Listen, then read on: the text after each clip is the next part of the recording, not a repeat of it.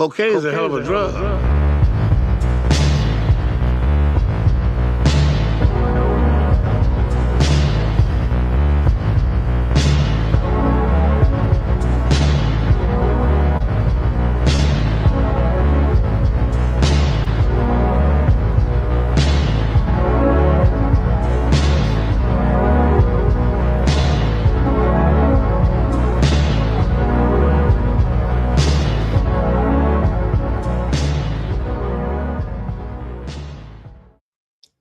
What's up, everyone? Happy Thursday.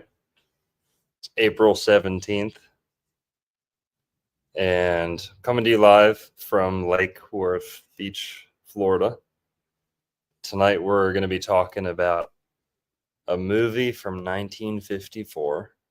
It's a Florida movie, right? That's what we've been doing every Thursday, talking about a Florida movie or a series, film. It's either set in Florida or filmed in Florida. Tonight, it's Creature from the Black Lagoon, 1954, filmed around Wakulla Springs, Florida, and a couple other areas too. But yeah, it's about a underwater monster, as you can probably judge from the title, and pretty creepy, pretty interesting. Lots of occult kind of rabbit holes, gopher holes to go down. And I hope you guys caught my last couple streams talking about clowns with Paul Stobbs and talking about Old World and Satan's Little Season theory with JT. But all right, let us know if we sound good here. Drop an orange. Testicles, test. Drop a thumbs up if we sound good. What's up? What's up, Juan? Mitch? What up, dude? What up? What up? How you doing today? Doing all right. Hanging in there, man. You know how it is. Nice. Have you ever been to Wakulla Springs? Or I know they say it a certain type of way. The locals, it's like there's a certain type of way to say it. I know I'm saying it wrong. No, I think that's right. Wakulla. No, Stacy Brown Jr. says it differently. He corrected me one time when we talked about it. Really? I say Wakulla. Wakulla. It's some Wakulla. Who cares? I mean, have you ever been there? I have, yeah. Yeah, many times. Okay, this is it's an interesting one. I think it's one of my favorite springs, probably, because it's got a little volcano allegedly too, which is really interesting. Right, volcano in Florida. Ooh. Yeah, legend, right? Yes, it is. Well, we'll see. According to from what again, Stacey Brown's talked about it before. I talked about it a very long time ago. But it's like the remnants of like a volcano or something or other. I'll pull it up here in a little bit. We can talk about it. Mm-hmm. Where do you want to begin? Well, let's begin with the creature in the room. Did you get a chance to watch the movie, Mitch? I did not know. I told you I didn't. It's fine though. You're gonna give me the breakdown, bro. Just thought that was funny. Well, I actually didn't get to see it either. Oh my god! Really? No, I'm just kidding. Just kidding. I saw it. All right. So I've seen it. All right, give us the lowdown, bro. Well, you pull it up. It's Creature from the Black Lagoon. Oh, here we got some super chats to start off already. Vehicular Alchemy with a $9.99. Hey, boys. Holler from Hotlanta. Not much to add other than, can you tell us what to expect with the pink moon we just had? What to expect? The pink moon. It's going to be a great year. It's going to be the best year ever. That's what it means. Your family's going to be blessed. You're going to be blessed. Everything's going to go great. Wyatt with the $9.99. Moving back soon, fellas. Keep up the good old work. The hell's he at? Shell, yeah. Yeah, where'd you go, Wyatt?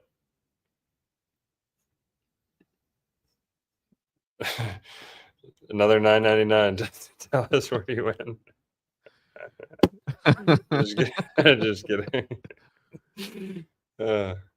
One word at a time. No, just kidding. And vehicular alchemy again with the $4.99. Vehicular alchemy. Also, check out the 600. Wait, retired. Wait, retired pyramids or volcanoes in South Arizona. I know there's a lot of retirees in Arizona. I And didn't in know. Florida too. I didn't know that there was retired pyramids. I don't know. Maybe they look like they are volcanoes that look like pyramids. Is it one of those type of things? I don't know. Is this the Retired. guy that's always giving us the coordinates that we're never able to find anything on? Is I this forget. him? I think he's done it a few times where he's like, "Yo, check out these coordinates." I forget. Yeah, I'm sure you do, bro. Mm-hmm. All right, so we got the creature from the Black Lagoon. You said it was encoded, another encoded movie, bro. One of the first films in 3D too. Oh yeah. We got to talk about that. See what you can dig up.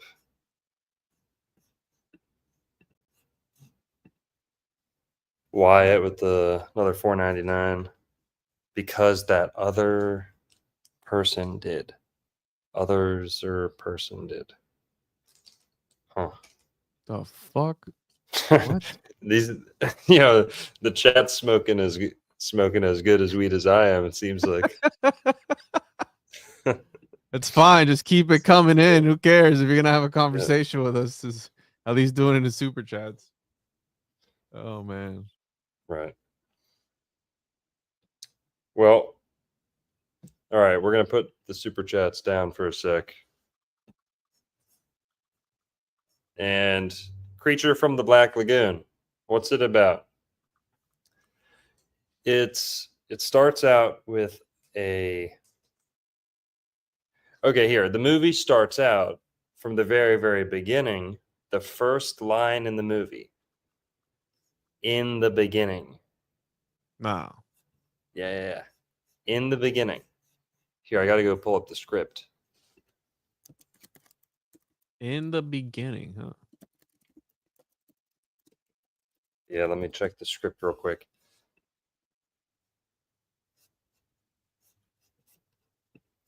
One sec, folks. We're live here. It's a live show, okay? Yo, Juan, you had Howard Stern on your show. That was crazy. That's not Howard Stern, dude. That's Ronnie Pontiac, bro. He does look like him, though, right? He's a way cooler version of if he was. He's way better than Howard Stern, but he does look like him. Yeah, that was sick. Guys, go check out Juan had Howard Stern on the show. It was awesome. No, I didn't. You know that guy studied with Manly P. Hall? Nice. Like he was his assistant. Cool. That's awesome. He was his substitute lecturer for a while too. That's cool. I never heard of him. Yeah, he goes deep. The Creature from the Black Lagoon. Okay. I've got the script right in front of me here. Any day now.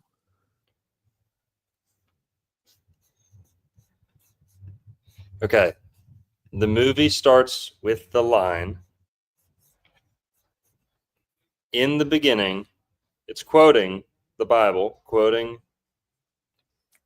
the beginning of the Bible, book of Genesis. Quote, in the beginning, God created the heaven and the earth was without form and void. Then it stops. So that's in quotations, even in the script. It's quoting right out of the Bible. And then it kind of switches to an evolution, Big Bang narrative. And the visuals, the movie starts out with like the explosion of the universe, the Big Bang. Right. But it kind of frames that in like a little bit of a biblical context a little bit. So the first sentence or so, first two sentences are straight out of the Bible, the beginning, in the beginning. Then it says, This is the planet Earth, newly born and cooling rapidly from a temperature of 6,000 degrees to a few hundred in less than 5 billion years. Here, let me make sure. Here, I'm gonna pull up the movie too. Can you hear me better now? Yeah, way better. Okay, sorry. I was using the wrong microphone.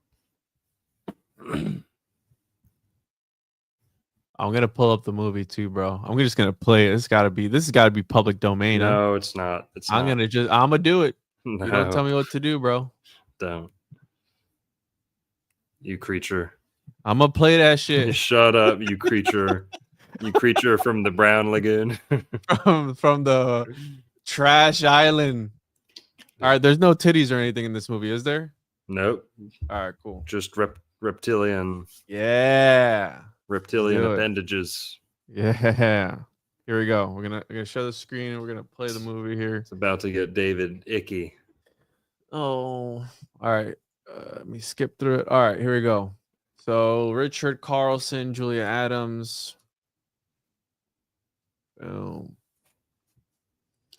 So starts out talking about the creation of the universe, the creation of Earth, about Earth cooling and becoming like water forming on the Earth and it being very watery and wet, kind of just big oceans for Moist. a while Yeah. before land popped out, I guess.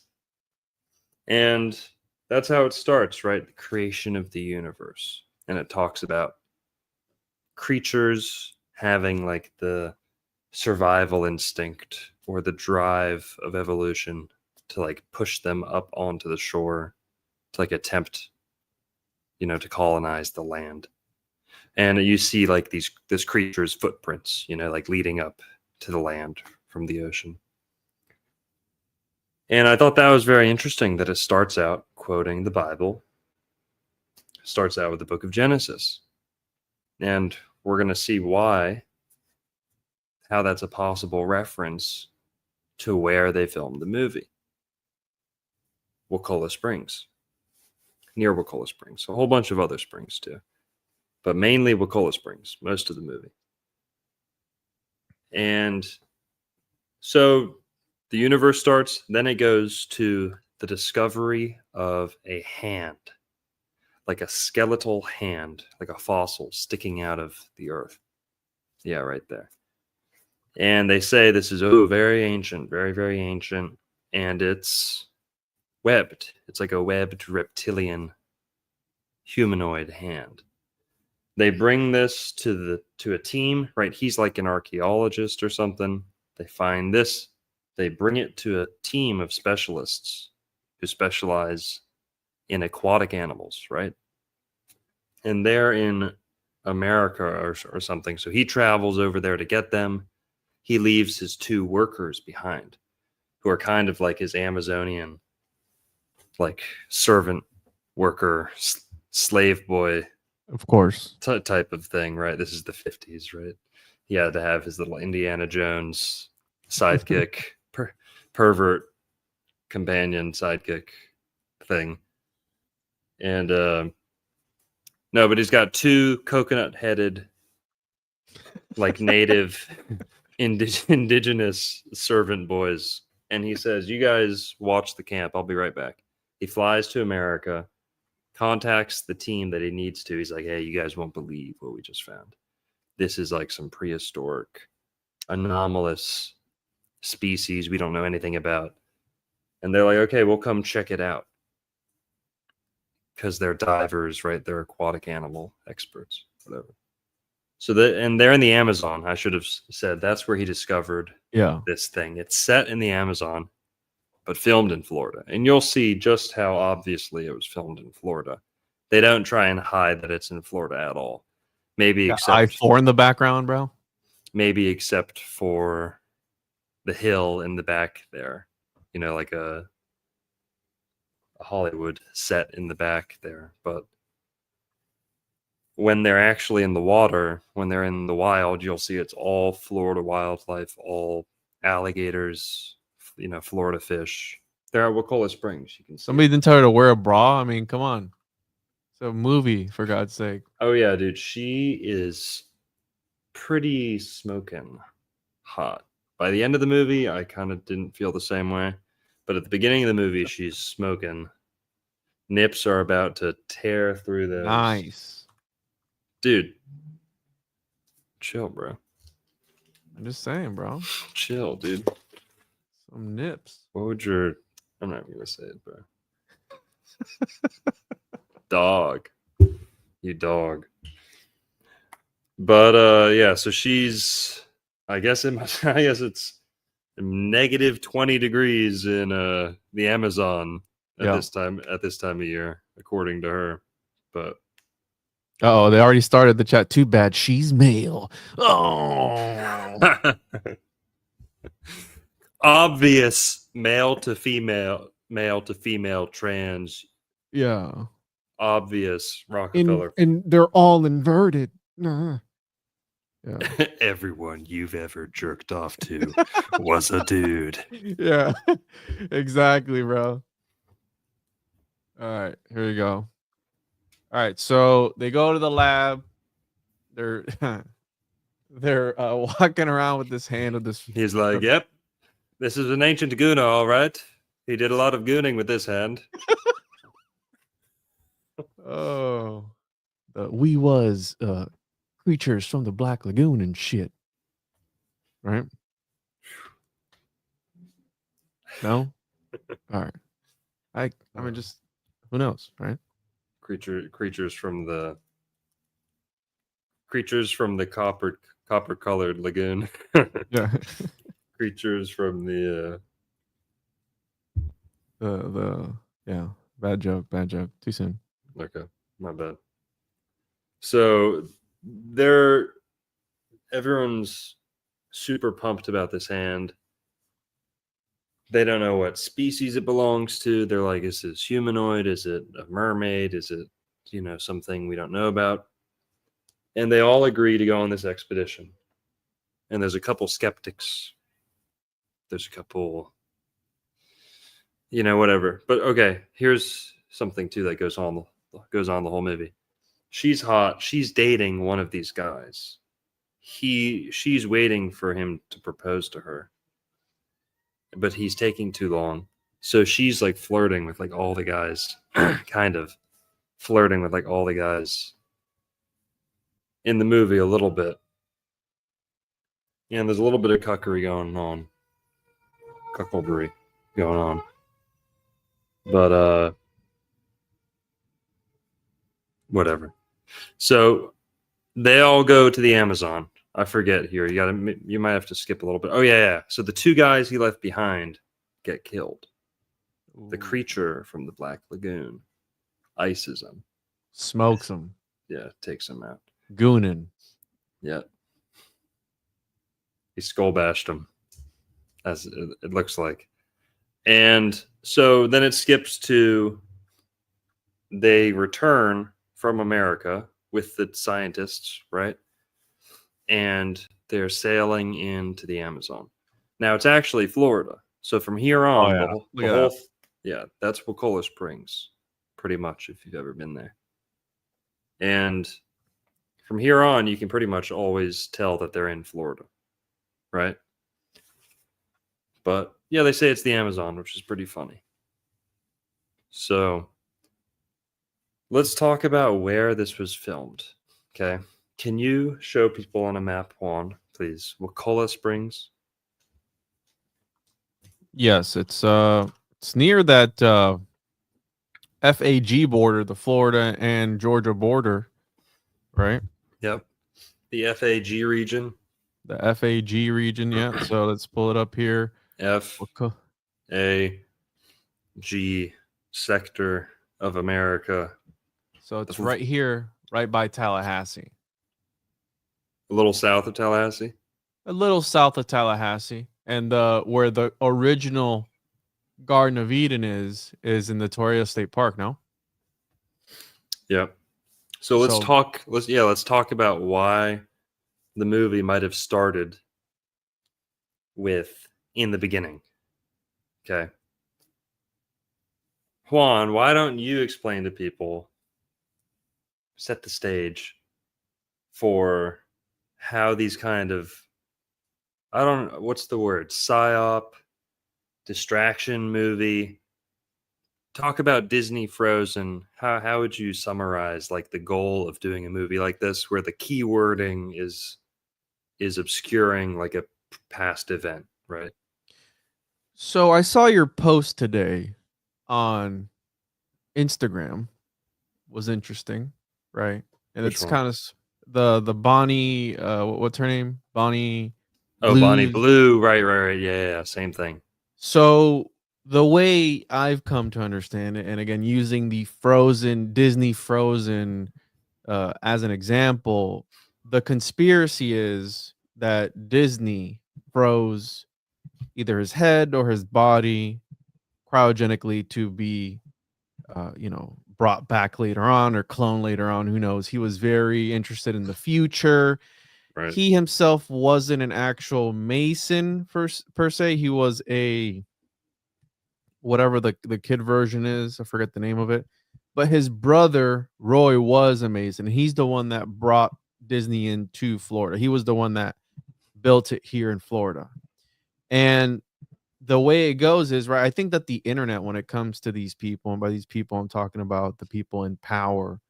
The way that that I think it got out of hand for them, right? Because now people have access to any information. Information is so organic and fluid right now where when a world event, speaking of event, right, in Tallahassee today, when events happen, they're immediately put on the internet.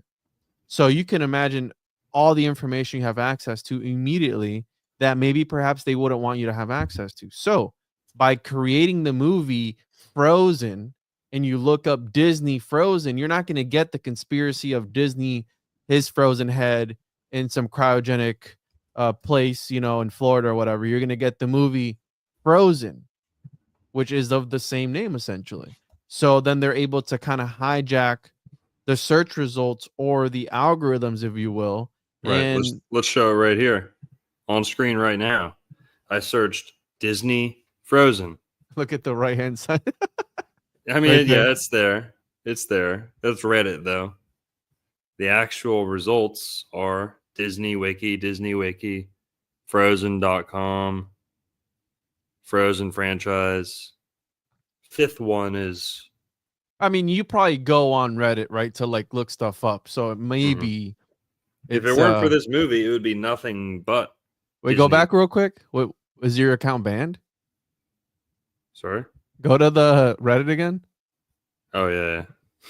Are you Oh, Yeah. no. This account. Wait, your account? My Reddit account, yeah.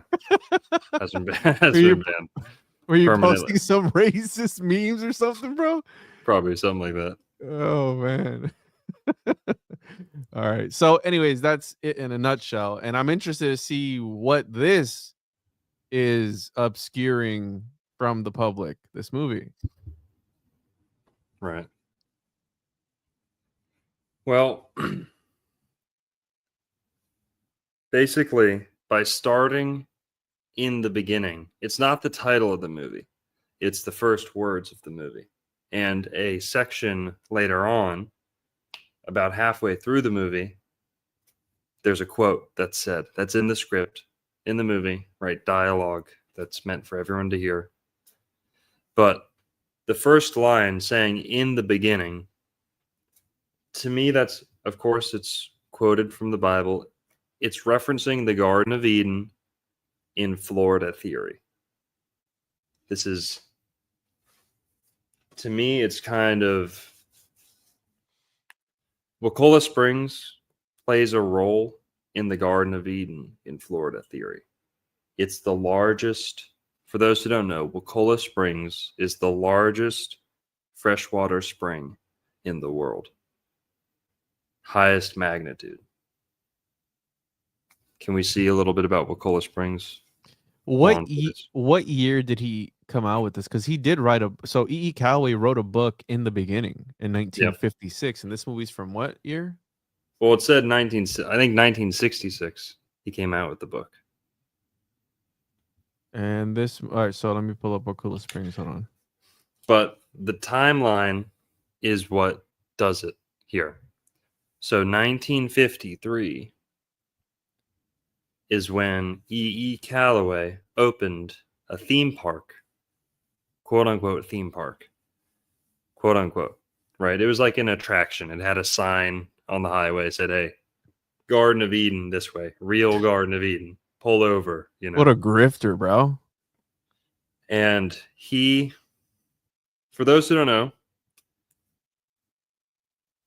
there was a prominent American who theorized that the Garden of Eden, the biblical Garden of Eden, had been located in Florida, close to the Georgia and Alabama state line, where all three states come together. He believed this due to the presence of a couple things. Number one, Earth's only equal four-headed river system, right over there. It's called Lake Seminole, right? If this is the four lakes, Lake Seminole's the palm of my hand. There's the Flint River, the Chattahoochee River, Spring Creek, and Fish Pond. Those are the four rivers, I believe. And the one at the bottom that they flow into is the Apalachicola. Apple of Eden, Apalachicola, Apollo. I don't know. Have some fun with that. But Apalachicola River. It's actually the largest or longest river in Florida. Now, most people think it's the St. Johns, but in terms of flow, it's the Apalachicola River. So the Apalachicola, pretty serious, pretty significant river. A lot of people don't know about it. But E. Calloway believed that the Garden of Eden was located right where these four rivers meet. And actually, the state line between Georgia, Florida, and Alabama, it's largely constituted by one of these rivers. Okay. Yeah, can I show people this one? Yeah. I'm sorry. I thought it was already pulled up. Is Callaway, the city of Callaway, named after E. Callaway? It might have to do with his family, because his family was a prominent of Southern family, but no, not for him. That city was not named for him. Just a coincidence, then. Yeah, but E. Calloway, he was born in Alabama. He moved to Florida in around 1920, like right after the World War I. He was a lawyer. He became a judge. He was a very celebrated lawyer, attorney. He was involved in the scopes. This is where it gets interesting, okay? This is where it gets real interesting. E. Calloway, the guy who wrote the book about the Garden of Eden being in Florida, he was involved in a trial. This is the next thing I want you to look up, please, Juan, called the Scopes Monkey Trial. Spelled like it sounds. Scopes Monkey Trial. This is where we're getting into like the topic of the movie. Creature from the Black Lagoon. The creature the creature in this movie is a aquatic humanoid, underwater humanoid, Piscine, whatever they call it, creature. Yeah, right? Piscine creatures. A gill man, they call it too. Gill man. We got any Gilmans in the chat? Anyone with the last name Gilman? Check yourself for web toes. Okay. Who's ever met a Gilman? I've never met a Gilman before. Keep an eye on them. They might be an amphibian life form. Okay. Reptilians. Yeah. Well, the Gilman is supposed to be like an ancient prehistoric hominid humanoid creature. Okay. Hominin, I don't know how to say it. Pre-human. And it's half fish, half human.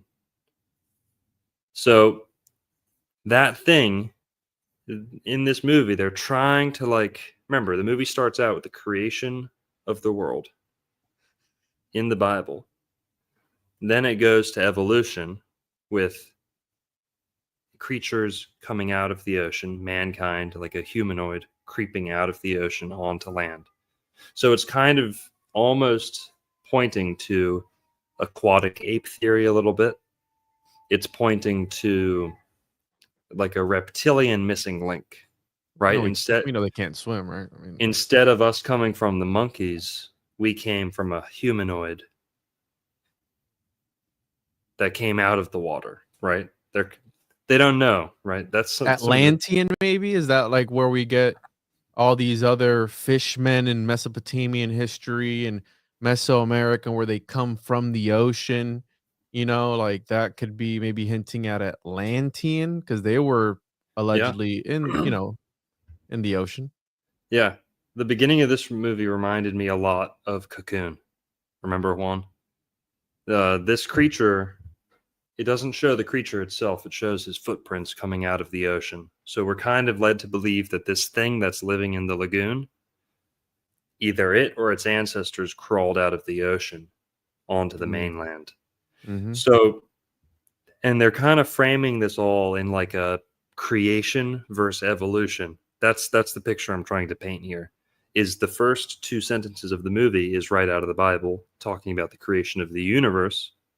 But then once the universe is created through supernatural, divine intervention, whatever, then it switches to the creation of life is more evolution, right? The life is just kind of coming about scientifically. Now, those two going head to head are kind of contrasting each other at the beginning of the movie. To me, also narrows down a possible reference to E. Calloway with his book In the Beginning, talking about the Garden of Eden in Florida. A big part of that book, not only does he talk about the four-headed river system being unique and how fertile Florida is, the legends of the Fountain of Youth going hand in hand with the Garden of Eden, Columbus talking about the Garden of Eden in America, about how the Garden of Eden in the Middle East is on the same parallel with the Garden of Eden in Florida, right? Wakulla Springs is whatever. So another part of it was the gopher wood, of course, too. He talks about gopher wood in Florida. Noah's Ark was made out of gopher wood. Gopher wood only grows along this four-headed river system in North Florida. E. Calloway was the first guy to blow the lid off on that. So what else does he talk about? A big kind of theme throughout the book, in addition to the Garden of Eden and Noah's Ark story, is he's trying to defeat evolution. He's trying to prove by discovering all this, trying to show that humans could have been created. Evolution is not an airtight, theory. And he's really kind of taking he has an interesting take on evolution. He's trying to explain evolution without discounting it, right? A lot of Christians kind of argue against it and discount their evidence. He's trying to use the evidence for evolution and frame it in a way that makes sense within the creation story. And the solutions that he proposes are pretty interesting, and those themes come up directly in this movie.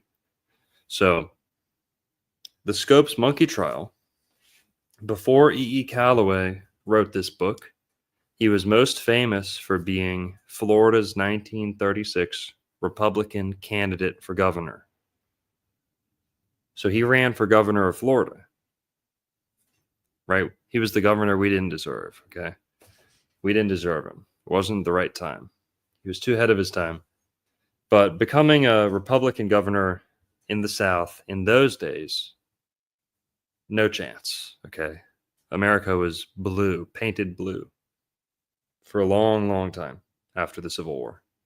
Painted blue, believe it or not. And so he lost, but he lost with dignity, held his head high. And that was 1936. He was friends with two presidents, friends with FDR, and he was friends with Herbert Hoover. And he was friends with some other, prominent people. Well, around 1945, he had a mystical experience, and he was introduced to a mystic by the name of Dr. Brown Landone. That's the guy who totally woke him up to I don't know. Do we know what that experience was? Was it psychedelic induced, or was it probably a hip? Either he had a divine revelation on his epiphany own, or something, or before he met Dr. Brown Landone, or he went and met Dr. Brown Landone, and Dr. Brown Landone. It's theorized by some that Dr. Brown Landone might have hypnotized him, because we know Dr. Brown Landone was a master hypnotist. Is saying his name over and over again hypnotism? Is that what? Might be. But Dr. Brown Landone, he lived in Florida, Winter Park, not far from you. And that's where Calloway lived after World War I. But he meets this guy, has this crazy experience, and from then on, 1945, he leaves his wife, he leaves his kid.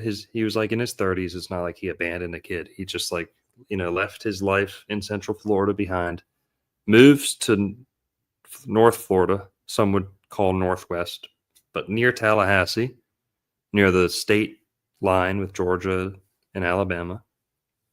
And he is 1,000,000% dedicated for the rest of his life from then on to discovering and uncovering, exposing, publicizing the Garden of Eden in Florida that he believed he discovered based off the four-headed river system, the gopher wood that only grows there, nowhere else on Earth, and then a bunch of other things, gold mentioned in the Bible, a couple other indicators, not the focus of the stream tonight.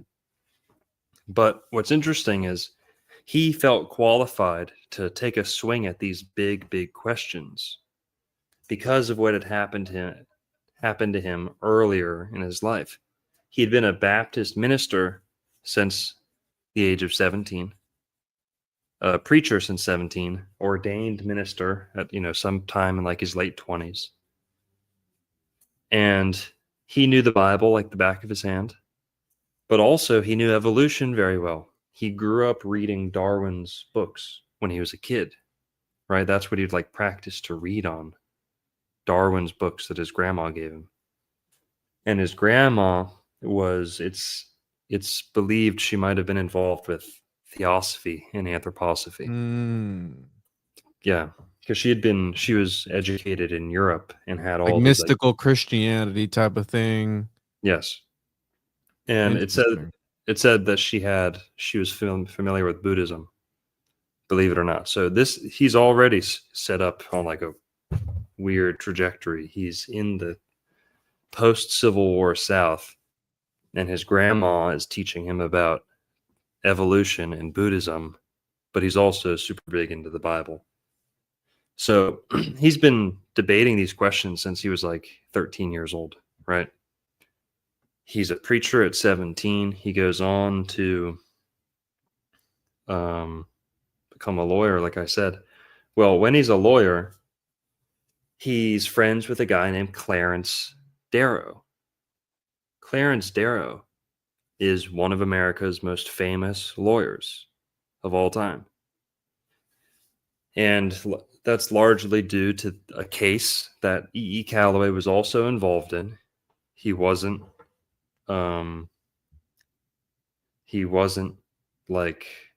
active in the case, he didn't say anything on record, but he was a consultant and confidant to Clarence Darrow, his closest friend during the trial. And he also was consulting, I guess, in a professional capacity too. E.E. Calloway this stuck with him forever. This is, for those who don't know, the Scopes monkey trial. They call it the monkey trial. Scopes monkey trial is the court decision that even though they sided with creation, it's the point that like marks the end of creationism in schools in America, and it begins the era of teaching evolution in school. This is the court case that directly opened up that discussion, that can of worms.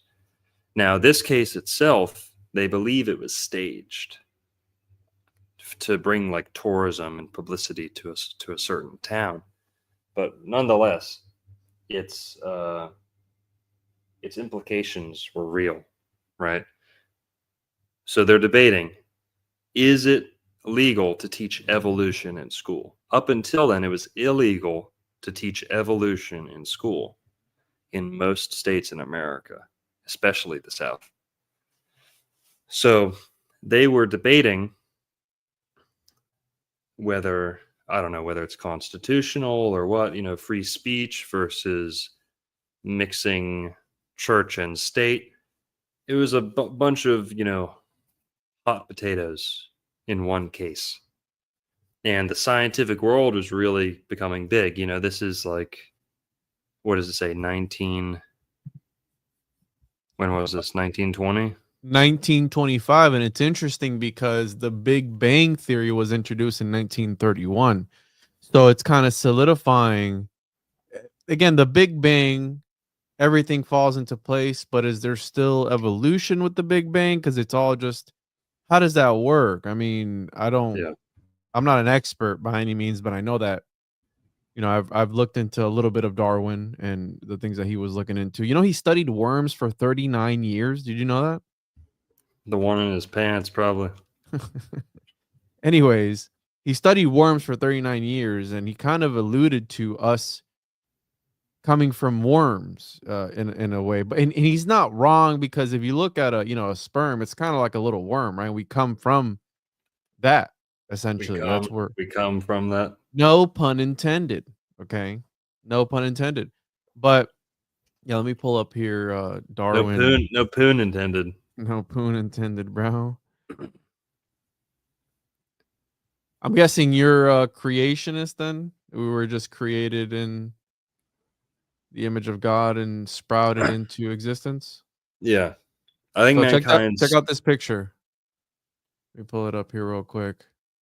So man is but a worm, and it shows, right, this worm turning into a monkey that then turns into a man, and then we have it here.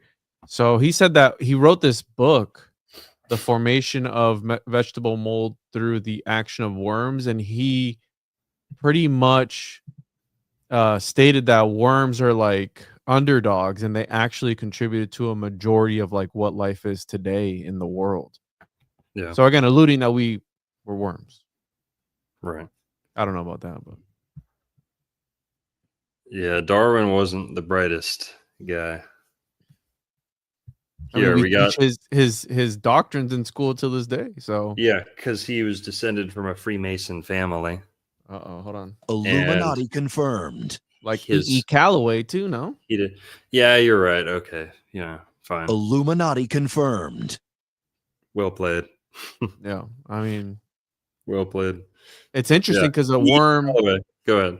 A worm could be a snake too, which is tied to the Garden of Eden, right? The whole Adam and Eve story.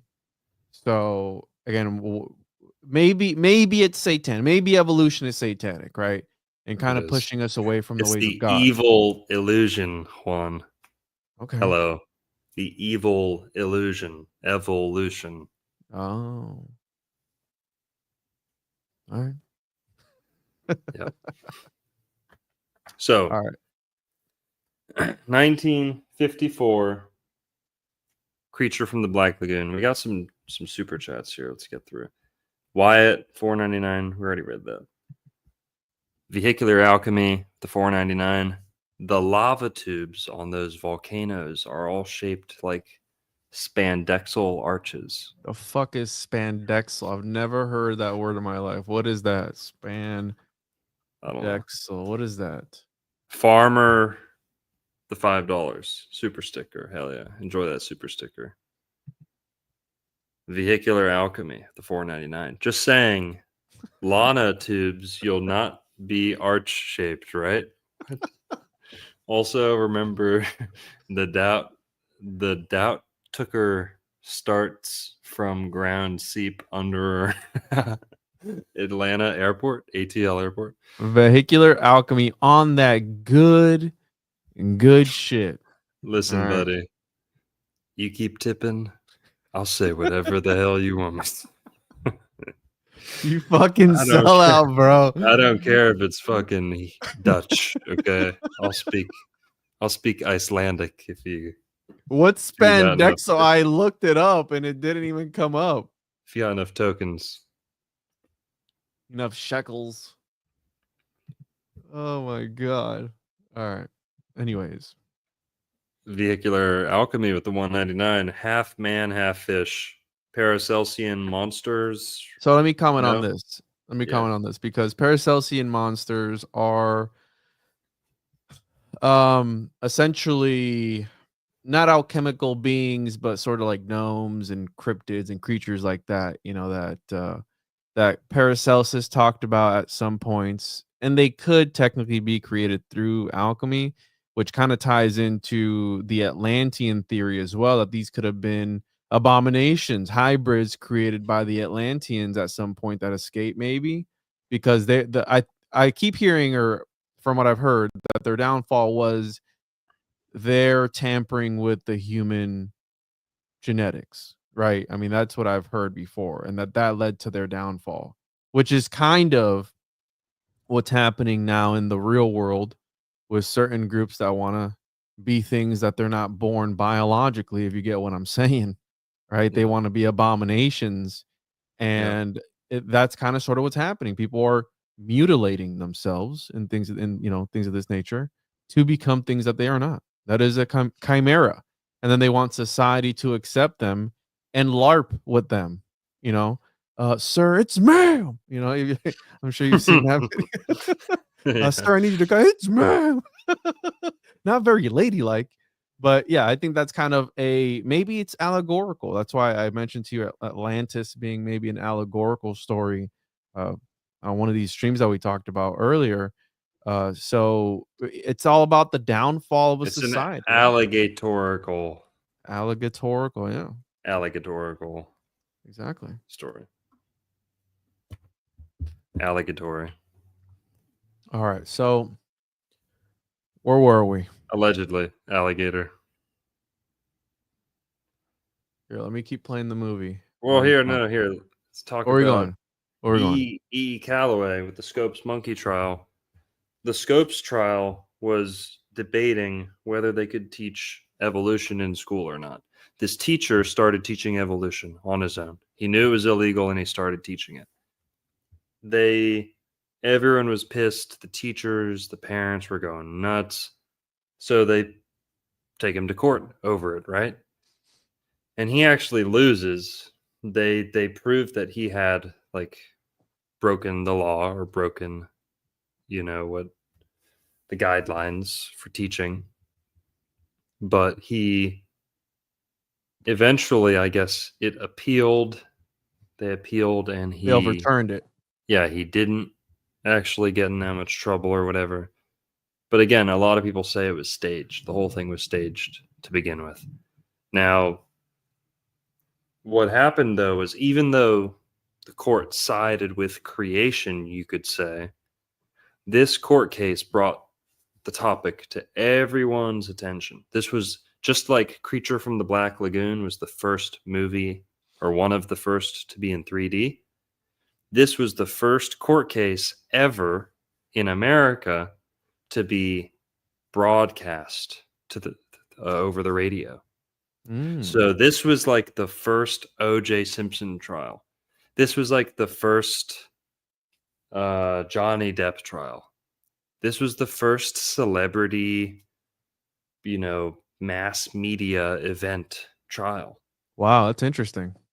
Yep. And this is what largely flipped the whole country against creationism in schools. So after this, there was a whole slew of court cases which sided not against creation, but for evolution, to where this court case marked the tipping of the scales to where now schools started stopping teaching evolution. Started stopping teaching creationism and started teaching evolution. It was a total switch, right? And it all happened kind of fast because of this court case. We got 500 people in the chat right now. Total. I don't know how many is in YouTube, but let's see. 100 something, I think. I've got 364 on YouTube. Got 516 total. What's up, everyone? We're talking about Creature from the Black Lagoon tonight. And yeah. It's a movie about a underwater humanoid, aquatic humanoid, who terrorizes a team of like underwater archaeologists. And they actually find a piece of one of these things. And you think that there's going to be like this whole love story in the movie where like that's like there's a whole monster, or they find one hand just like broken off and they're trying to look for the rest of the body. And for a second you think that the monster is going to be like the rest of the body, like it's missing a hand. Nope, has both its hands. So then you're like, okay, that has both its hands. Maybe that's like it's like a wife, dead loved one or something. Never really gets into that at all. I guess there's just a whole bunch of them, or there's only two or something like that. Could be Adam and Eve for all we know, in the twisted minds of these producers. Oh, interesting. Well, The Creature from the Black Lagoon came out in 1954. Remember I was talking about E.E. Calloway, L.V. Edison Calloway, the guy who wrote the book In the Beginning. First line of the movie, In the Beginning. Well, he opened his Garden of Eden Park in Florida, 1953. Maybe 52, but 1953 for sure. It was open. You could drive a car, you could pay to go in, and everything. What are the odds that this movie comes out 1956, open to the public? E. Calloway? Yeah, E. Calloway's again, this is AI. Don't crucify you're me. a little 19 Yeah, go check. It's a little wrong. It's 1953. There's pictures of people inside if you want to look it up. I don't know, dude. In 1956, open to the public for $1.10. Mm-hmm. This is directly from whatever this website is, the Bitter Southerner. Yeah. So, here, let's see. Was Callaway's Garden was open to the public by 1956. 1953. Here, biatch. I'm gonna send you a link. All right, You're gonna exonerate me in front of everyone. There, send you a link. Show everyone the date. All right, Florida Memory. As if this isn't all I'm talking about all day. 19. Okay. Photograph more. Okay. The date's wrong, dude. 1953. No, there's a whole bunch of photographs. 1953, you could walk in and walk around. Maybe it wasn't as fully open and fully developed as it was a couple of years later. The pre-sale, yeah. No, 1953, you could go in and tour, and there was signs up. He'd give you a tour. I imagine people were paying as early as then. Now, 1955 or 56, it changed owners. He was still involved, E.E. Calloway, but the owner of the land, he sold it to someone else who let him kind of be like a tour guide, like the educator. Yeah. But okay, so he was involved in the Scopes Monkey trial. It's debating evolution versus creation. Now, in his book about the Garden of Eden in Florida, called In the Beginning, which didn't come out till 1966, but he was telling everyone about these theories. Everyone that would listen, he would tell them, starting in 1950 or so. So we have articles, all this stuff. He was publicizing it as much as he can. The book didn't come out till 1966, but it was an attraction you could see. It was in many newspapers. Many preachers in America caught wind of it and told their congregations, and so people knew about it. And especially if you were in Wakulla Springs back then, you know, they would have been going on at like the same time. He would have been having visitors at his little Garden of Eden attraction. They were filming this movie. Okay. Well, in his book about the Garden of Eden, he really dives in to the subject of creation and evolution, especially in the first 2 chapters of the Bible, the book of Genesis. Can you search, Juan, a online King James Version Bible? What verse? Just from the beginning, Genesis chapter 1. We're going to talk about the 2 creation theory. I don't know what the official name is, but the multiple creation theory. Homoerotic demonologist here, King James Version. There you go. Right. Well, he had pretty much nothing to do with it, except that it came out during his lifetime, during his reign. It could have just as easily been the Queen Elizabeth. That would have probably been better. Queen Elizabeth Bible. That'd be sick. That would have been more esoteric, 100%, bro. It would be sick, honestly. It would have been too hardcore, though. All right, so Genesis 1. Vehicular alchemy with another $4.99. A-E-I-O-U El Burro Sabe Mas Con 2. El Burro. Donkey. Yeah, That's donkey. ass, right? Burro. Yeah. The donkey knows more than me. Yeah. Yeah, okay. Very funny. There you go. There you go. That's what happens when you get the money involved, bro. You got to start doing whatever it is. You told them you were going to read whatever it was, even if it wasn't Dutch. And here he is, bro. Shout out to Vehicular Alchemy, dude. So, King James Version, can you zoom in on this, please, so we can read it line by line?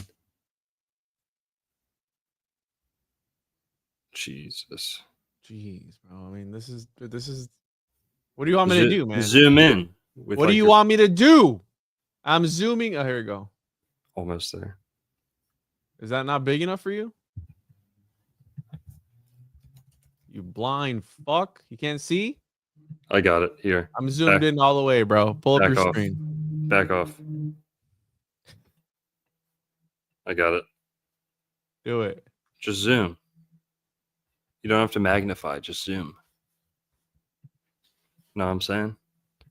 I know what you're saying, bro. There you go. Look at that. Beautiful. So, remember, the movie starts with the first 4 verses of the Bible, or first 2, pretty much. The first 1.5. In the beginning, God created the heaven and the earth was without form and void and darkness. And darkness was upon the face of the deep, and the Spirit of God moved upon the face of the waters. So it cuts that part out. It ends at void. So, interestingly, and we're going to notice that on the 5th day, 6th day,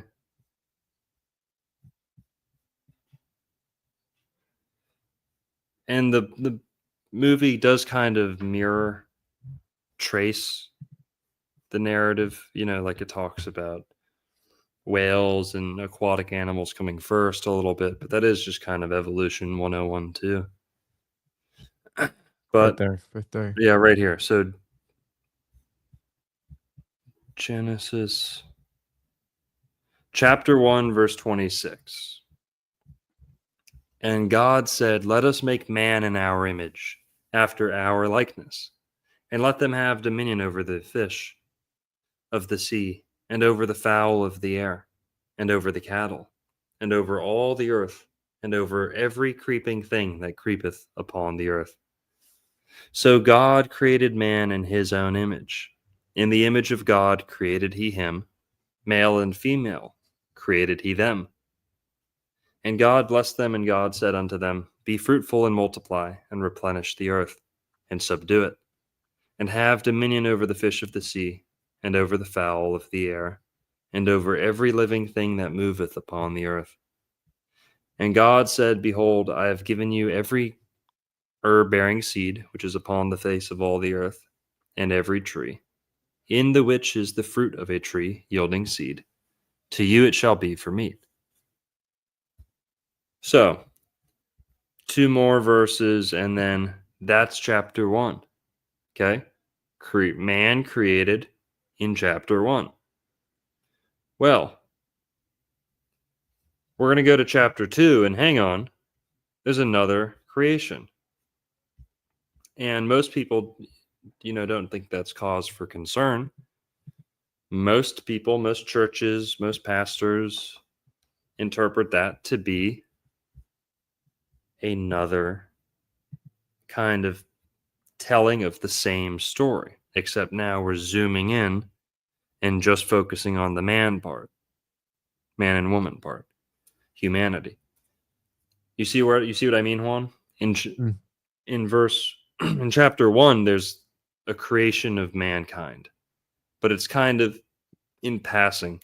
It's like day 1, day 2, day 3, day 4, day 5.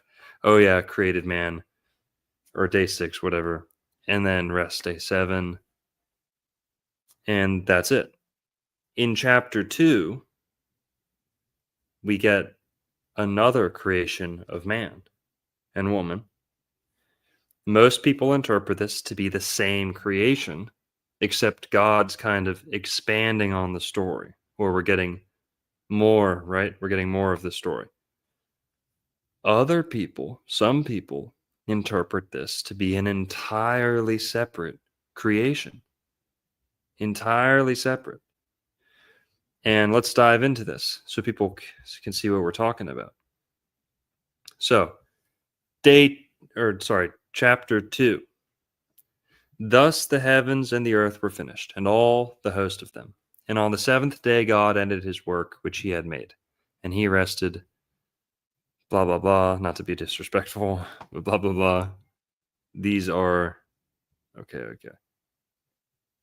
Okay, so Genesis chapter 2, verse 7 is where we get the second creation, or the second telling of creation.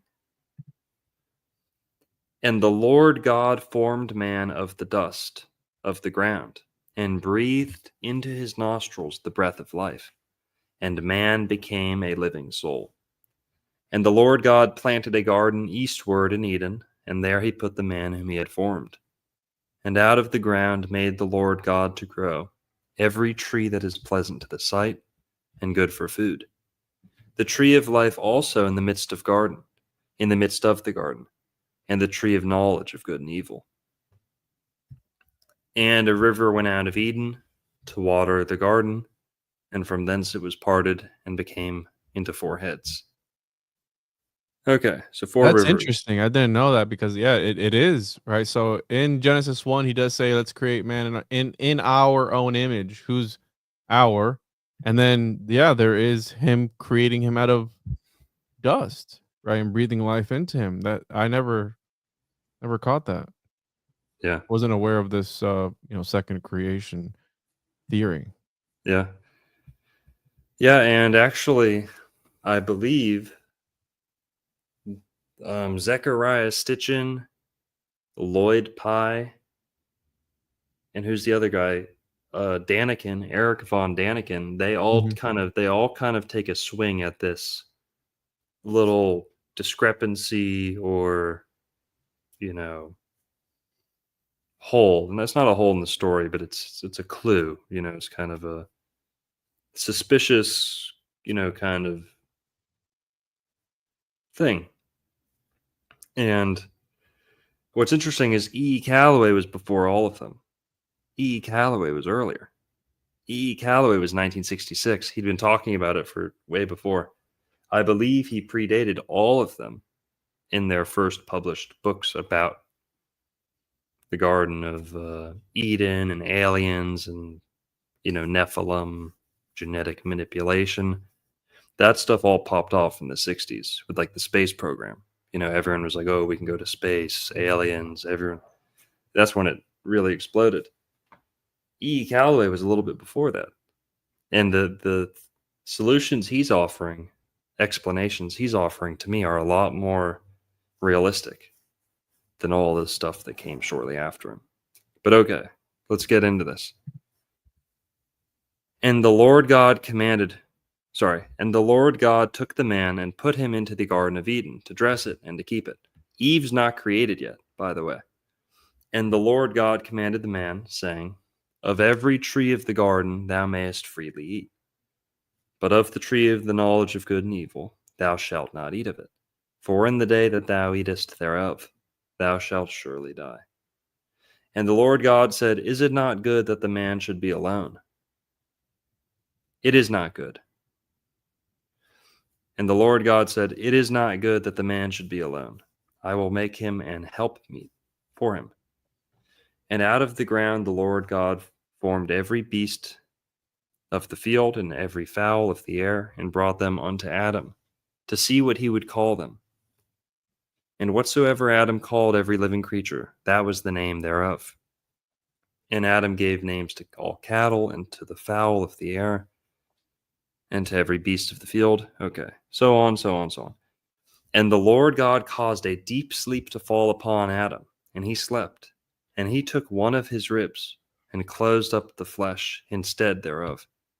And the rib which the Lord God had taken from man, made he a woman, The original fleshlight. and brought her unto the man. And Adam said, this is now bone of my bones, and flesh of my flesh. She shall be called woman, because she was taken out of man. Therefore shall a man leave his father and his mother, and shall cleave unto his wife, and they shall be one flesh. And they were both naked, the man and his wife, and were not ashamed. Okay. Is everyone caught up? All right, now Genesis 3:22. Genesis 3:22? Yeah. Why is... there we go. And the Lord God said, behold, the man is become as one of us, to know good and evil. And now lest he put forth his hand, and take also of the tree of life, and eat. Who's us? And live forever. Who's us? It's a good question. It's Elohim in Hebrew, right? It's multiple. It's like plural, like lesser angels or representatives of God. Some say it's the 7 faces of God, the 7 planets in the sky, some people say. Some people say the Trinity. Some people say it's the Anunnaki, right? Some people say, yeah, it could be the Trinity. That's a good point.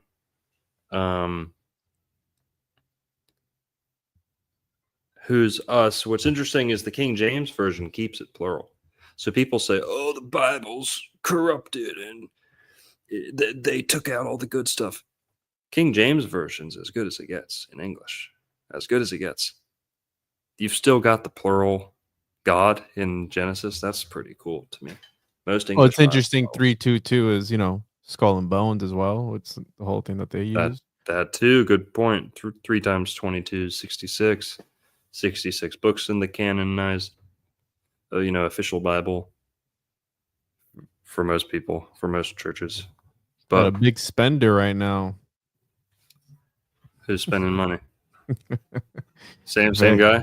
Yeah. Yeah, we'll catch up to those in a little bit. So, Elohim, multiple people. Personally, as an astrologer, I don't want to get Christians all riled up. I think Elohim is the 7 planets. That is God. Those are his fingers. God doesn't have fingers where he can just reach down and as I've said before, move the chess pieces on the chessboard. That's not how he gets things done. He has his lights, his greatest creations, some of his greatest creations. The wandering stars do his bidding for him.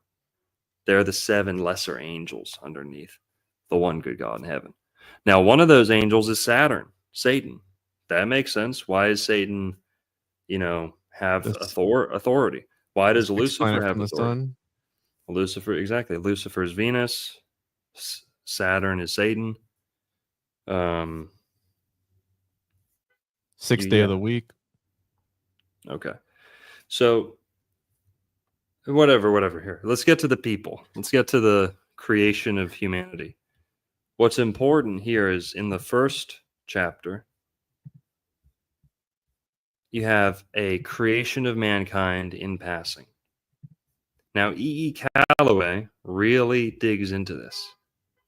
He believes this is 2 separate creations, full separate creations, 2 separate races of mankind, species even, Calloway says this? Calloway believes this. Yeah. E. Calloway believed that the first creation was like a Bigfoot type thing, was like a hominid. It was like a orangutan. It was like an ape or a humanoid creature without a soul. So if we look at if we look at the next creation, there's clear attributes, endowments. The second creation, the second mankind. Here, let's look for some terms that we can And this is call them in the out. beginning, the book by Calloway. Yeah, in the beginning. Damn, It's I'm gonna have to read that. It sounds pretty interesting. So you're like you always held back on this, bro. Unless you put it in your videos, because I don't ever watch your fucking videos. No, But anyways, I'm just kidding. But yeah, this is super interesting to think that because it makes sense when when Cain is sent out, it's like, oh, they're gonna kill me. exactly. Who the hell is they? Right? Exactly. If Yeah, you and guys he were the finds a only wife. one. Yeah, he Yeah. finds a wife. Yeah, he finds a wife. Yeah, there's indicators that there's other people around. That the Garden of Eden family is not the only family on earth. They might be God's favorite and God's paying extra attention and he has special plans for their bloodline. But it seems that he created like an apex creature that wasn't modern day mankind. That it was either apes as we know them today. Here's one. But a question on though. Hang on. Usually in the Bible, you usually see beasts of the field, but you don't see monkeys too often. Let me see if monkeys are ever mentioned in the Bible.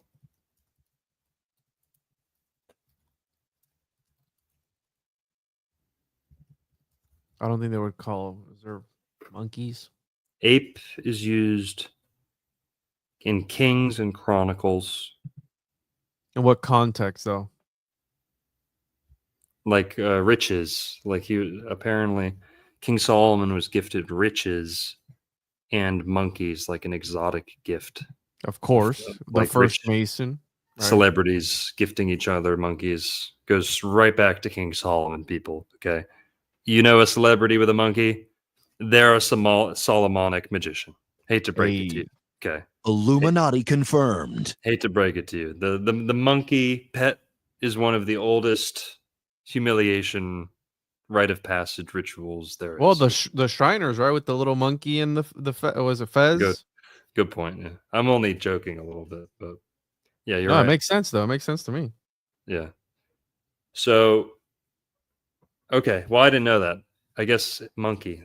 There is monkey in 2 instances, but in the creation, the Garden of Eden, I don't see any monkeys mentioned. So, E. Calloway kind of theorizes that this was like he kind of says this was almost like a nightmarish creation. Like they were humanoids, they were smart, they were capable, but they didn't have what he calls, or what the Bible calls, the breath of life or form. The divine spark. Yeah. So in the first creation, all it says is, let us make man in our image, after our likeness. Let them have dominion over the this and the that. So God created man in his own image. So we have image, we have male and female, and it's image. That's all we know about them so far. Male and female, made in the image of God.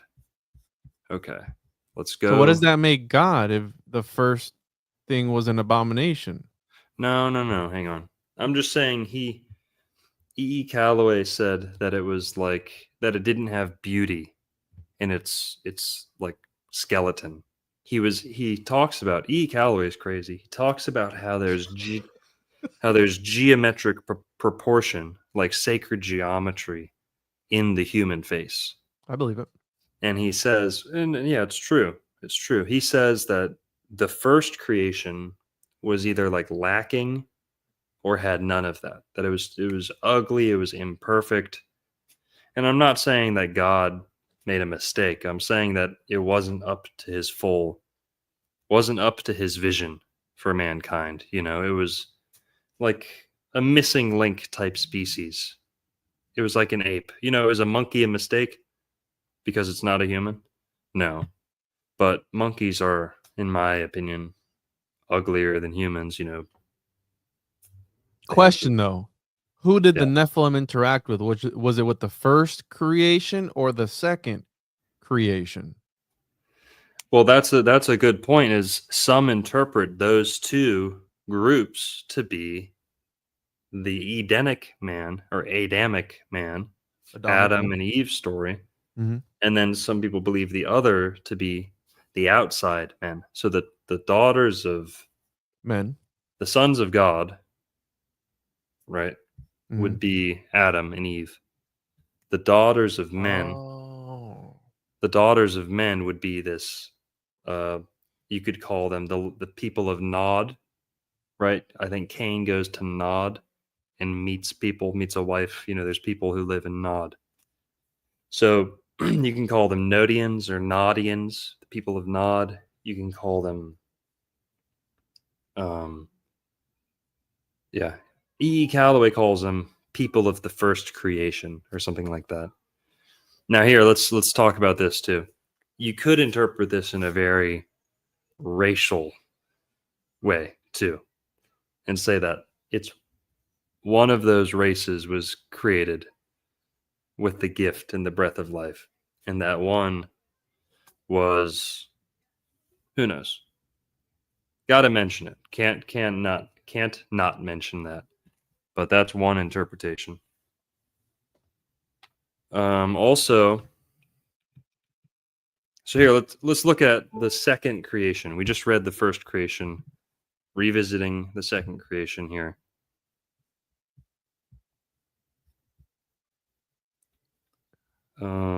I'll call them Enochians because Cain went and made the city Enoch, right? But after his son, but it was a different Enoch, not the one from the book of Enoch, right? So there's like an evil Enoch and then like a regular Enoch. So yeah, it's super interesting. I never had really dived into any of this stuff. Yeah, so we have the creation over here, 126. All it says, we have image, male and female, but no dust, I don't think. Do you see dust in this first creation? Control F. So you can No, find dust. yeah, I don't think it's there. I'm just making sure you don't see it either. Well, the second creation, we're going to see different terminology, distinct terminology. So, in the second creation, we have dust of the ground. Okay. So God formed man. Form indicates like a more purposeful design. Might be reading into it too much, maybe not. But the word form is used, right? Plato, form, perfection, right? Form is kind of God's blueprint behind reality, behind matter, right? form. If we break down the word creator, Krea, Chronos, Rhea, and Tor, the last one, is form, right? So we have form and dust of the ground. Now, what's interesting is God breathes into his nostrils the breath of life. That first creation did not have the breath of life. Mm-hmm. And what's interesting is people like to say that Jesus is the law, that Jesus is the word of God, right? Mm-hmm. The law. So whenever you see God kind of giving commands or talking, or humans consulting with the Lord in the Old Testament, a lot of people say that's Jesus, right? Jesus is the word, Jesus is the law. It's like, yeah, okay, maybe, right? Well, if he's the word and the law, that would have to originate with the breath. So some people even say that Jesus is the breath of life, that is Jesus. Jesus is the breath of life that made word and law possible. The word becomes Right? flesh, right? Thank you. Exactly. And this is the breath coming into mankind that endows us with this special relationship with God. So the breath of life is something the second creation is getting straight into his nostrils. Also, breathing into the nostrils. Whatever this first creation was might have been a mouth breather. Might have had its mouth open like an ape or like an Or a animal. gillman. A gill man, yeah, possibly. Possibly. Now, we have form, breath of life, straight into the nostrils. So this already sounds like something more intelligent, something more purposefully designed. And man became a living soul. Okay, so what about the first creation? Is there no living soul in the first creation? Is this thing just closer to an ape, that first creation? If we're interpreting this as two separate stories, it would certainly seem that way. The first one was, the first creation of mankind was almost like, does an ape have dominion? Kind of. I've seen monkeys riding dogs, riding cows, riding motorcycles. I've seen monkeys working, buying things from stores. I've seen monkeys like leading other animals as pets. Like monkeys can have pets. You could make an argument that monkeys and apes have dominion over other animals to a degree. So there's something to this. And we're not even talking about Bigfoots or like extinct humanoids that once lived on the earth, which is the direction we're going, tying this all into the movie. So you have two separate creations potentially, and God creates the Garden of Eden and then puts that second creation straight into the Garden of Eden. Okay. Let's see. God took the man and put him into the Garden of Eden to dress it and to keep it. So the second creation has a job, has a role, and he's the one who gets to name everything too. And he gets a wife, Eve, right? Now, Lloyd Pye, shout out to Lloyd Pye. He's dead. He died of like a rare cancer. A lot of people think that they took him out. Pretty crazy research, honestly. Lloyd Pye kind of tackles this topic too, a little bit.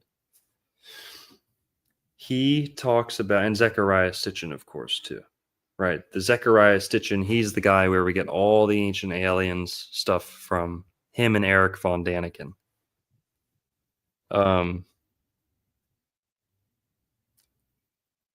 Zecharia Sitchin is the guy who talks about the Anunnaki coming in and mingling, either reproducing or genetically altering apes, like ape species or pre-human, like hominid, humanoid hominid. It's Hominin, hominid. These are two separate words. I always get them wrong. And humanoid. Whatever. Pre-human, like Bigfoot type thing. That was not what we are, but could probably reproduce with what we are. And a lot of people around today, according to all these theories, have a lot of this pre-human DNA in their genome, right? In their DNA. So this thing, this pre-human thing, Calloway says it didn't have, Calloway describes almost like a Bigfoot creation. The first one, it had fingers, it could probably do a lot of stuff, like a caveman almost. The second creation was what we are today. What we are today. Can think, has a conscience, not very hairy, right? Yeah, like Jacob and Esau, right? Like the hairy son that tricks him to. Some people say he was like one of the first Bigfoots, or big. Is it big? What's a plural Bigfoot? Is it Bigfoot Big or feet. big feet? Big Yeah. feet. I'd say big feet. Maybe he was part of the like this lineage, that we're talking about, where it's like these still creation, but don't have that divine spark. And maybe they look a little bit. Maybe they look a different way, so they adapted Yeah. better to the times that were that were happening before the flood took them all out. Right? Well, let's dig into this. There's another clue. There's one more. When he creates Eve and he cuts open Adam's side and takes out a rib. Lloyd Pye and Zechariah Stitchin both talk about this. I'm not big on most of their theories, but it is interesting, this one part.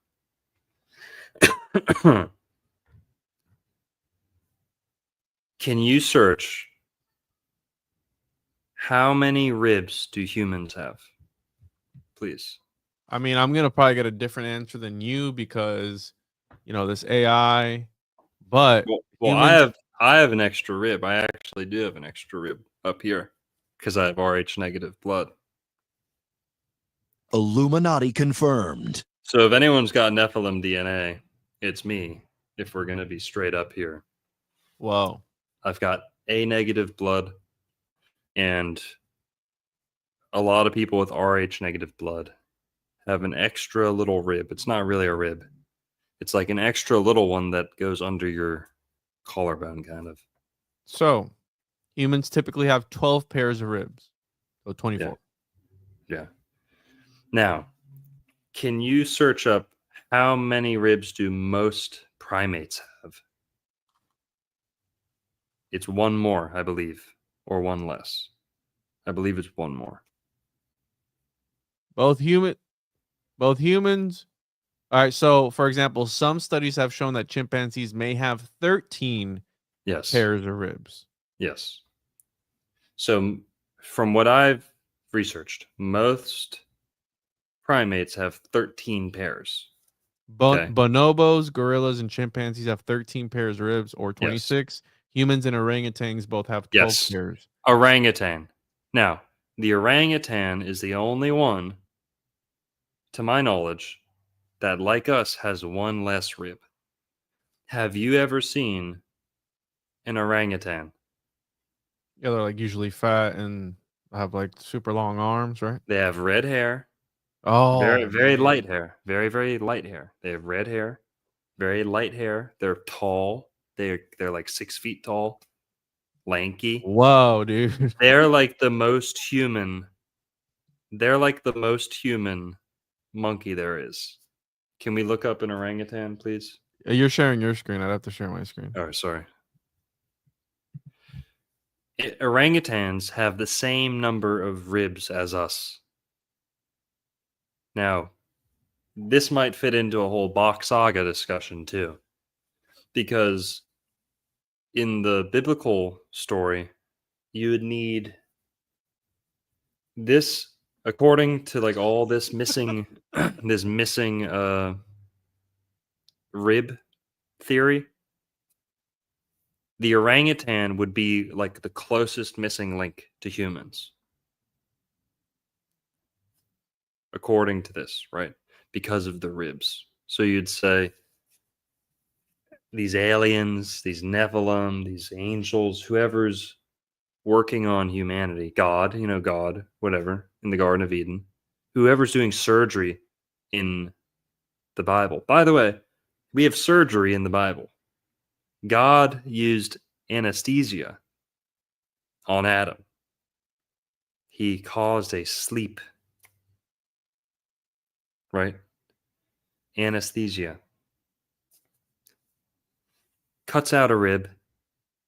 Is that a stepping stone between an ape, an orangutan, and humanity? Was the orangutan one, not a missing link, but one of God's attempts at getting real close to humanity, making So if he took one humanity? out, or a pair, let's say he took out a pair, we Yeah. would have been the ape gorilla sort of thing, and then we were kind of, I guess, down upgraded, right, to the 12, 24 at that higher class of Nephilim ape, I'm going to call it, because they have red hair, right? Right. Like, kind of. Also, this is kind of nasty, and this is not Sunday school talk. We're talking about Hollywood movies here, okay? So don't. Right. These are Hollywood movie theories. This isn't like what we believe about the Bible or anything. Just take it easy, people. You really only need that woman to be compatible with Adam. They don't have to be the same species. As long as the species that comes out is a consistent type of animal. You get what I mean? So I whatever don't remember this part in Sunday school. Yeah. Whatever Adam was doesn't mean Eve had to be the exact same thing, right? Yikes. But whatever came out of them was probably a stabilized species, But who knows? This is admittedly like Ancient Aliens type of discussion, but we're talking about the movie, not the Bible. The movie led to the Bible. But this all is happening in the movie, not far from the Garden of Eden. Just to show people, it's like not even an hour drive, I believe. Yeah, no, it's close. From Wakulla Springs. Can you show people that again, please, so they can see how close Wakulla Springs is to the Garden of Eden? So it is 22 minutes. Damn. Or I'm sorry, it's That's not to Tallahassee. It's probably like an hour at least. What's it called? Just search Bristol. Bristol, Florida. Yeah. 47 minutes. All right. Okay, 47-minute drive from where they filmed this, The Creature from the Black Lagoon, which starts out with the words "in the beginning," to the Garden of Eden in Bristol, Florida, Liberty County, Florida, the Garden of Eden that E.E. Calloway carved out. Well, E.E. Calloway's Garden of Eden opened to the public for people to come in 1953. And his book deals a lot with hominids, pre-humans mixing, potentially God making multiple attempts kind of at creating humanity. And then we have a movie about like a missing link, aquatic human, aquatic ape theory, fishman type creature. I can't help but think E. Calloway's life story kind of, if this is like a Disney's Frozen type deal, where the first line of the movie in the beginning distracts from what would go on to become the title of his book. And in the movie, halfway through the movie, here, I have it written down. One of the local guides says, "I can tell you something about this place. My boys call it the Black Lagoon, a paradise. Only they say nobody has ever come back to prove it." Now, what does that make me think of? It's a paradise, but it's forbidden. Mm-hmm. That's also the Garden of Eden. When Adam and Eve are kicked out, God puts an angel with a flaming sword to keep people from returning. to protect the Garden of Eden, to protect the way.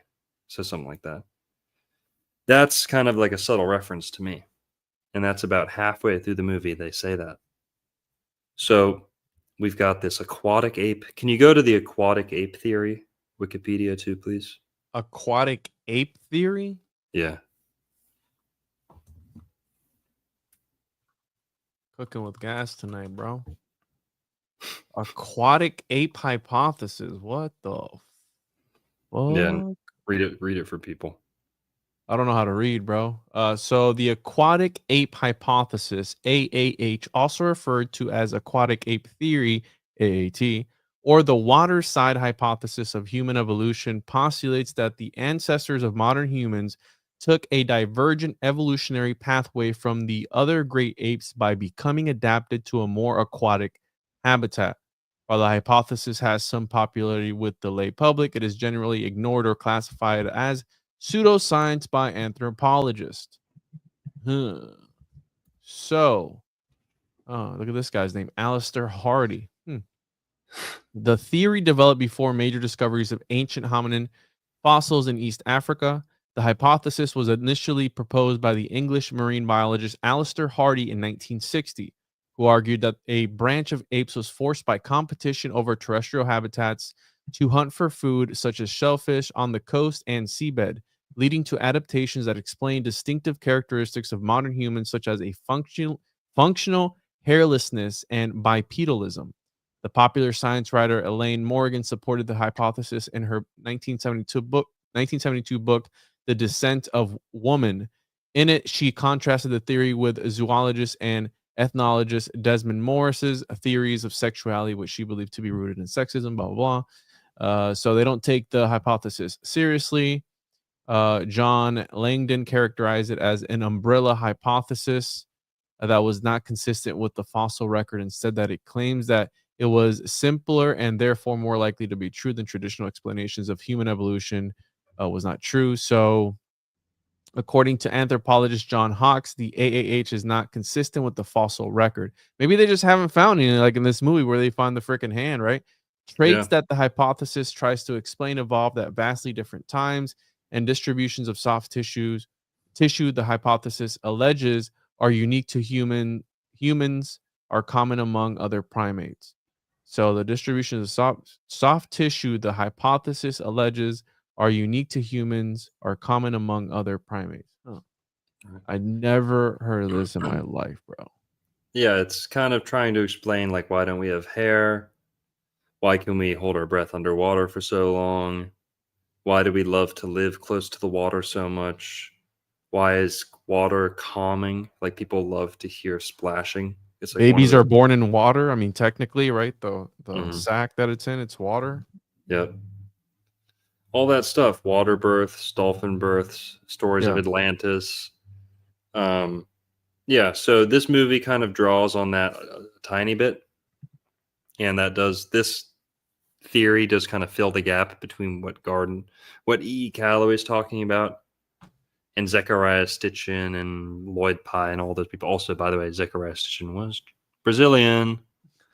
He's Brazilian. Where's this movie set, by the way? This movie's set in Brazil. Oh, in the Amazon. Illuminati confirmed.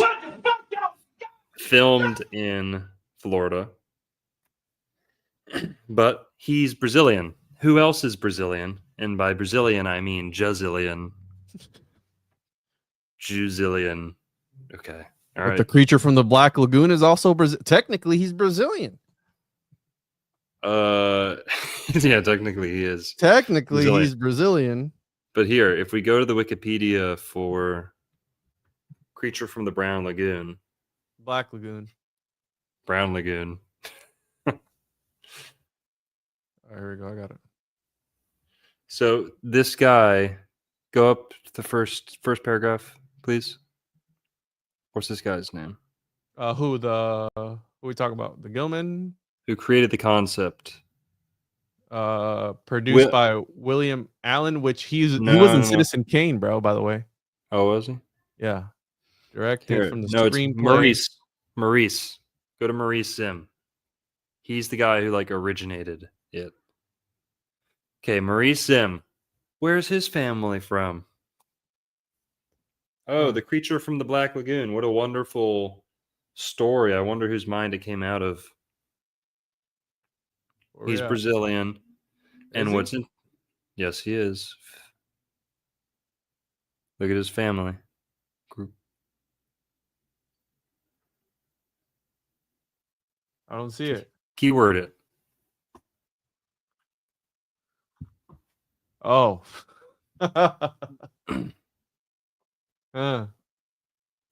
Brazilian. Yeah. He's Brazilian. Interesting. He's Brazilian. Oh, look who's And here. J.J. Abrams. Oh, the worst. Well, here. Go back to him. Maurice Zims. There's something about him. He's actually a big deal in Hollywood. But he is... What does it say? Read it there. We won't get in trouble if we read it. Which one? About his family. This one here? The son. Yeah, the son of Jewish immigrants who settled in Iowa shortly after the turn of the century.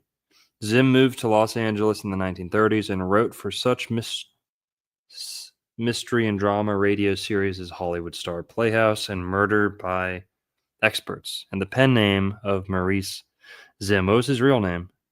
What was his birth name? Maurice Zimring. Zimring. Zimring. Maurice Zimjob. Yeah. Right. All right. Well, Anyways. this guy. Oh, look at this. Later that year, Zim received his first full screenplay credit for the biblical epic, The Prodigal, which is a biblical epic. Does that mean it's based on Bible? Yeah. Is that something? Yeah, it's got to be based on the New Testament. Really? Yeah. Prodigal son. Seems. Prodigal son, huh? Well, here. Since this guy is Brazilian, Zimstein. Thank you. Let's look at the potential inspiration for the creature from the Black Lagoon. Who's the inspiration for this? Juan, I sent you in a private chat. I sent you a link. Oh God. About Jewish mermaids. Bruh. All right, here we go. Okay. Oh man. Yeah. This is mermaids in the Talmud, folks. You ready for this? Oh, I don't think nobody's ready for this. No. Oh, this is gonna be bad. Talmudic mermaids, Talmudic fish people. Okay. And we could be talking about mermaids all day, but the creature in this thing, he's like a half fish, half man. It's not like the typical mermaid. He has a fish face, fully fish, and fish scales head to toe. He's got a fish dick too, right? Yeah, the only thing that's human about him is he's got 2 arms, 2 legs, and fingers, right? But they're webbed. And apparently he's hung like a beluga whale. Let's just say. Oh man. Well, all right. So here we go. While analyzing the rules regarding the treatment of a firstborn donkey, the Talmud is sidetracked into a discussion of the breeding techniques of various animals. Here, hang on. I guess. Is that big enough for you, bro? Yeah, keep that up. I'm going to pull up something else that I wanted to read too.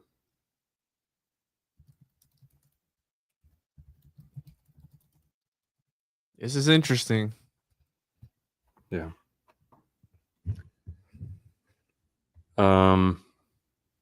Yeah, this is AI. This is AI, admittedly, but it's easy. The Jewish legend of a fishman typically refers to the Dybbuk or Shirayim myth, which are stories often connected to Kabbalistic traditions. However, there's a particularly well-known fishman figure in Jewish folklore called Merman. I guess just Merman? In tradition, there is mention of merfolk or sea creatures in some Kabbalistic and Talmudic texts. These creatures are often described as half human, half fish beings. Blah blah blah. One such tale involves Yoma or Yam, a sea creature, not exactly a fish man. Yo, Here, hang on. AI is garbage, bro. It's gonna pull up a whole Yeah, bunch of no, but dog shit. there was this one article that was so good. Whatever. Okay. And that makes sense, right? Because in Florida, there's the stories of like the sailors mistaking the manatees for Yeah. mermaids, and allegedly they were getting freaky with them. So were they actually getting freaky with manatees? Yeah. Hell yeah. Well, Shell, yeah, dude. Shell, yeah. dolphins reproduce like people. The Gemara asks, "What are dolphins?" Rav Yehuda says, "They are creatures that are called sons of the sea." And what exactly are those sons of the sea? Here's the explanation of the great French commentator, Rashi. There are certain fish in the ocean. Half of the body has a human form, and half has the form of a fish. In French, it is called siren or sirene, siren. Today in French, the word is sirene, meaning mermaid, just as it did in the time of Rashi. And Sirenia is the scientific name for an order of aquatic herbivorous animals, such as the manatee, mammals, which have a sort of human form, if you don't look too closely. Manatees have perfect, like, fingers. If you see their flippers, skeletal, like just the skeleton, it looks just like fingers. It's crazy. Just long fingers. But Rashi lived about 500 years after the redaction of the Talmud, and so his explanation might not be exactly what Ar Yehuda had in mind. However, the Sifra, the halakhic midrash on Leviticus, also mentions a sea creature called the Sirene, and the Sifra was composed sometime before 350 AD. Bitch, AD, not CE. About 700 years before Rashi lived, the Sifra notes that when the Torah lists the aquatic animals that cannot be eaten, it includes the seranit. Because Ooh, that's interesting. they're like human, like human flesh or something, like be cannibalism in a sort of way. I mean, Right, that's a good point. Yeah. you know what I'm saying? Sirens. Skip this a little bit, please. I said, let me pull up a real quick. Their fingers, their digits, Yeah, 1, 2, yeah. 3, 4, 5. That's interesting. Oh, Columbus. Christopher Columbus, also famous crypto Jew. Yes, right. Recently discovered, right? Yeah. That's like recent news. Recently verified, yeah. Oh, yeah. Recently confirmed. But all right, keep going. Keep going, please.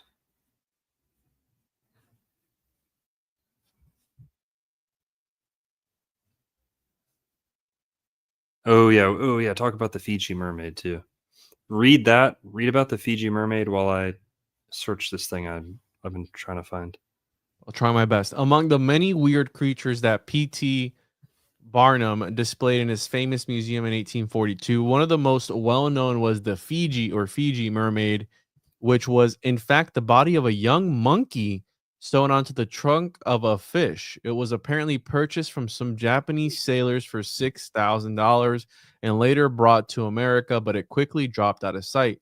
There were rumors that it had been lost in one of the three fires that gutted Barnum's collections over the years, but a creature in Harvard's Peabody Museum may actually be the one from P.T. Barnum's collection. Interesting, right? So they Yeah, have a that monkey on a fish yeah. body. Huh. Yeah. Imagine how terrifying that would be if you did see this in the wild. Like if you had to worry about this when you went fishing and like just had like a monkey at the end of your line, that'd be crazy. So Yeah. one of the earliest depictions of the specimen that was to become the Fiji mermaid in the collections of the British Library, courtesy and copyright of the British Library Board. Here we go. Did I make up the legend of the mermaid? It existed for many centuries before they recorded it. And judging by this report in Haaretz sightings of mermaids are likely to be with us for many centuries to come, which we have some sightings of 35-foot monsters here in Florida, Lake Worth, the St. Augustine monster. We have various sightings of Here, things. this is what I wanted to read. It's also AI, but it's talking about what I was trying to find about Lilith. Okay, going back to the Garden of Eden, about a possible half fish, half animal, half man, half fish. The concept of a half fish, half man, apparently Lilith is sometimes depicted as a woman with demonic qualities, and sometimes Lilith has been depicted as like aquatic or like amphibian or reptilian. And Lilith would be like the first wife, or you could say second wife, other wife of Adam. Yep. According to Jewish folklore and oral tradition, and like, you know, their unique interpretation of the Old Testament, they believe in another wife of Adam, another woman, Lilith, who is sometimes depicted, according to this, according to the internet, is depicted as amphibious sometimes. So that's interesting. That kind of ties it all together with the Garden of Eden, because Adam, Eve, and this other woman, I guess you could presume, would be in the Garden of Eden. But let's see what else. Yeah, let's talk about the Florida creatures that also might have maybe served as inspiration for this.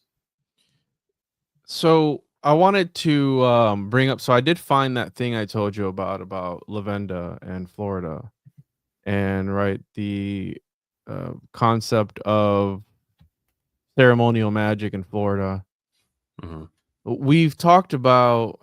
I've talked about at least the power zone, which is Miami. We've talked about the Miami Circle, Miami Mall, aliens or monsters, whatever. You know, there's a lot of weird things that happen in Miami. The 700 demonic possessions a month in 1974, I believe. Right, Miami, the Magic City, has a lot of weird things that go on. And one of the things I read in Peter Lavenda, which is like a sort of ceremonial magician, he writes about Crowley and all these things. And there was this ritual that was done in the, I want to say 80s or so, called the Kurlaw cell workings. And essentially what it was this dude was trying to induce an abduction, and he did. And he had a train ran on him by the great old ones, by these Lovecraftian entities, right? And they impregnated him with a numerical parasite. Again, it's very bizarre, okay? But one of the things in this book, all that aside, was that here we go. And by the way, this particular chapter in his book, the Rites of the Mummy, the Kurlaw cell workings, is called The Fountain of Death. Okay, so between 1984 and 1988, a location in South Florida in proximity to the Bermuda Triangle served as the primary site for operations that developed the Kurlaw cell as a tool for communion with the great old ones. Although the seed of the work sprouted as a series of experiments in dream control, years of experimentation were conducted in South Florida, also in the proximity to the Triangle, and right, the Bermuda Triangle, which a lot of people talk about it being a sort of portal to another dimension. Some people say that Atlantis is at the bottom of the Bermuda Triangle and they're zapping everything out with their crystal lasers, whatever it is. So the substance of these early workings and the Egyptian mode of their symbolism, blah, blah, blah. I'm not going to read all that. Anyways, we have H.P. Lovecraft and the Great Old Ones, which are essentially these entities that exist outside of space and time, right? They're like these very demonic in many instances, but they're just these great celestial beings and entities outside of space and time that kind of sort of mess around with reality.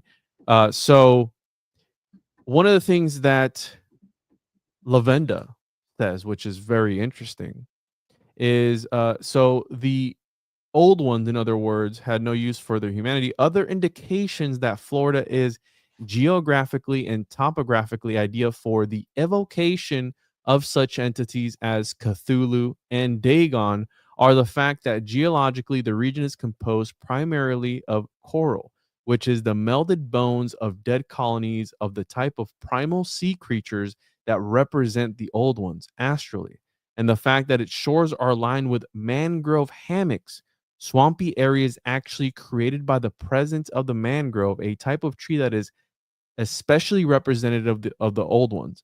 There is the Everglades, a vast sea of grass serving as a filter system to the inland waters of North America as they flow into the sea, as well as serving it as home to the alligator, a descendant of that ancient terror of mammals, the dinosaur.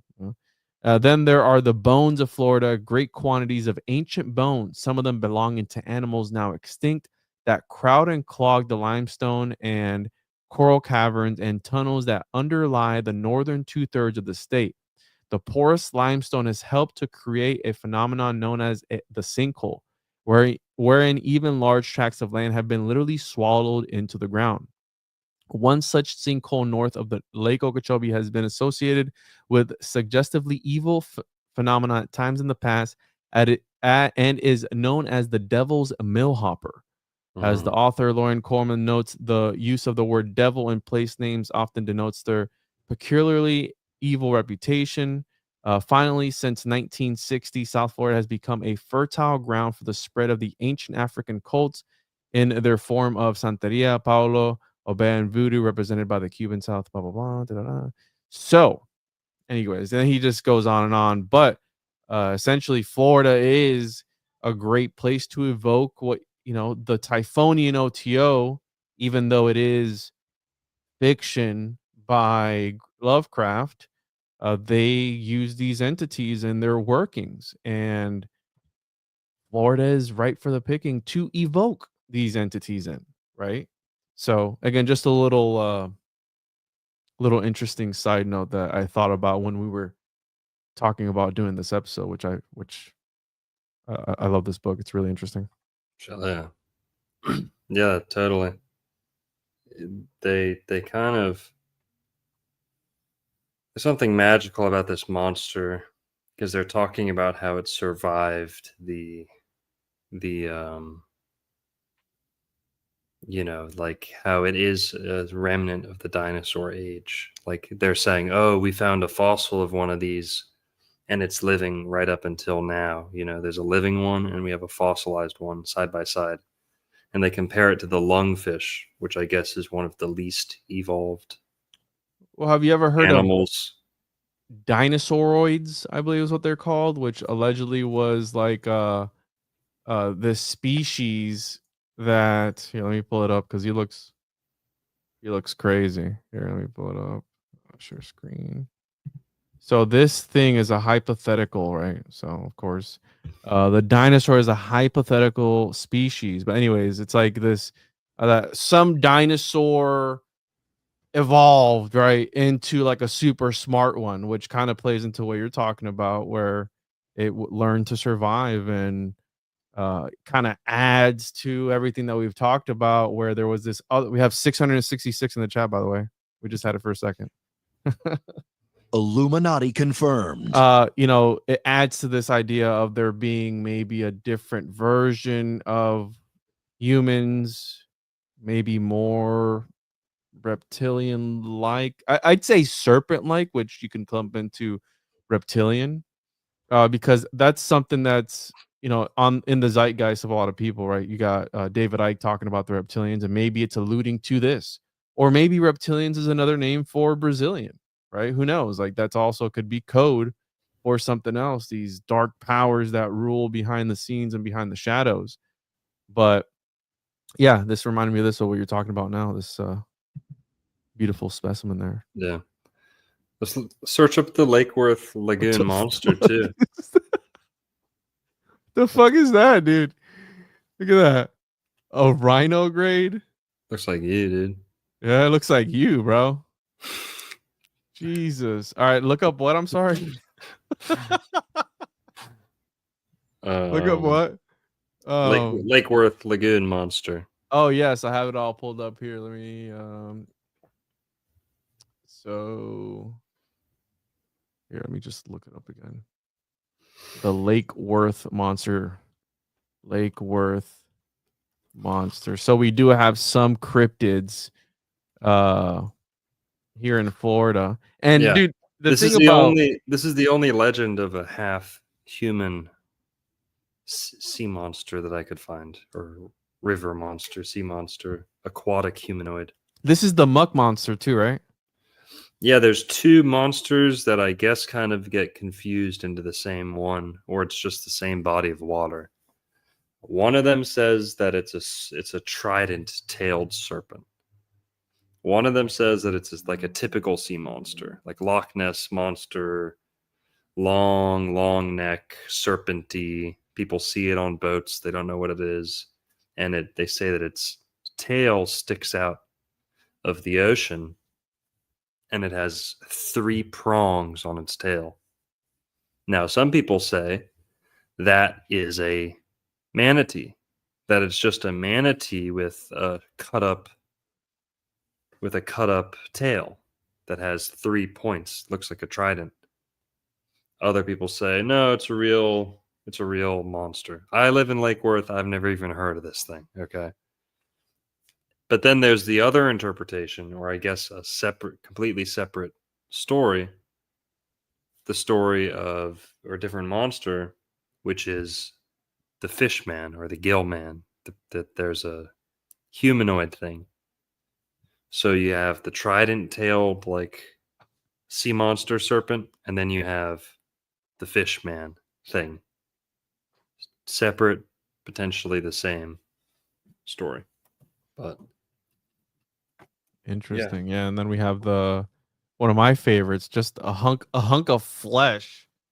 The St. Augustine monster that just washed up ashore, right? This piece of flesh that just showed up on the beach one day, dude. yeah, You imagine that? yeah, Imagine the smell of that thing. Oh man. I'd love to get up in them guts. So listen, Yeah. the thing about Florida is, right, let's say that there is, I think it'd be more of mistaken identity, because a lot of people talk about, oh, a 35-foot long monster or whatever it is, moving on top of the water.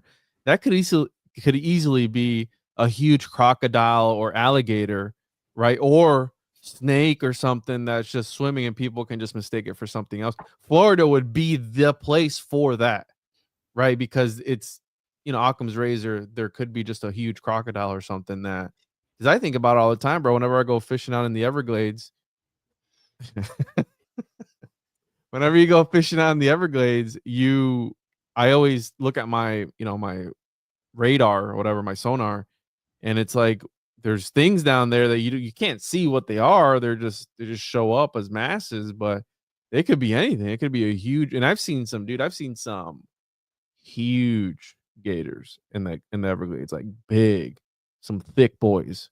Yeah. So to think that maybe there's something even deeper that is just chilling somewhere, some mega croc or something, absolutely, dude, absolutely. Because the ones I've seen hanging around, they are giant. So imagine what's deeper into the Everglades, Yeah. that's untouched. So yeah, Also, words like manatee, humanity, and going back to the whole ape discussion, orangutan, origin, the orange orangutan. Is it the original origin of mankind? You see what I mean? Orange. Why does orange not rhyme with anything? Orange man bad. What don't they want you to know about orange monkeys? Okay. Orange man bad. Donald Trump, oranges, He kind of looks like an orangutan, no? red hair, A little bit. Muhammad, clowns. It's all coming together. Okay. Uh-oh. Illuminati confirmed. Just kidding. Well, guys, I think we've exhausted everything interesting there is to say about Creature from the Black Lagoon. Movie's okay. It's pretty funny, but it looks good for 1954. It's a good movie. It's pretty funny too. Dude, I love this episode. This was great. Interesting stuff we got into. Brought the heat tonight, dude. Cooking with gas all night. Shall I? Got 650 in the chat right now. How many in YouTube? 450 in YouTube, 650 total. Hey, Guys, go hit up one-on-one podcast. it's Kumstein, Oh, hey. not Kumstein. Hey, we got to read. Here, you know what? Got to do this. Need some of that gator weed, bro. It's 420 this Sunday. Yep. All right. Can you hear me okay? One. Yeah. All right. Outro here. Line 'em up. Let's see what we got. $2.99 from Gus Hayden. Hell yeah. Another $2.99. Australian money. It's make believe Always, money. always comment. Nice try, Diddy. On old. No, OF. Oh, OnlyFans. Insta Only chick. fangs. Only fangs. Yeah. OnlyFans. Sorry. Gus Hayden with a $2.99 again. Forgot to type words the first time. It happens. It's alright. Vehicular Alchemy with the $4.99. Por un beso de la flaca, yo daría lo que fuera. Por un beso de ella, aunque solo una fuera. For picking up Latina chicks. Okay.